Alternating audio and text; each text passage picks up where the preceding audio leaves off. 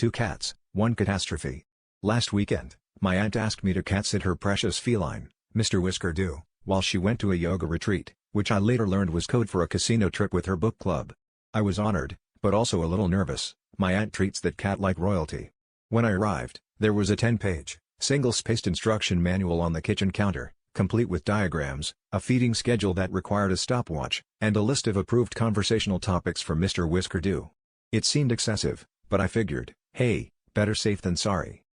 On top of the manual was a sticky note in bold red ink, "If you see 2 cats, call me immediately." I knew she only had 1 cat, so I assumed it was some weird inside joke or maybe a typo. I shrugged and carried on. The first couple of days went smoothly. Mr. Whisker Du only glared at me 3 times and only knocked over 1 glass of water, which I considered a success. But on the 3rd night, things got weird. I was watching TV when I heard a commotion in the hallway.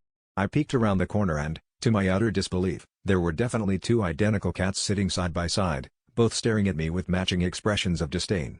I rubbed my eyes, convinced I was hallucinating from too much cat hair inhalation, but nope, they were still there. I panicked, grabbed my phone, and started dialing my aunt.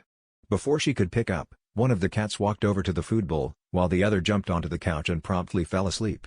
I watched them for hours, half expecting them to merge back into 1 cat like some kind of feline transformer.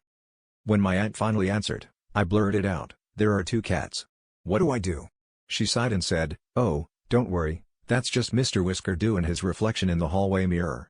The real emergency is if you see 3 cats, then you've let the neighbor's dog in again."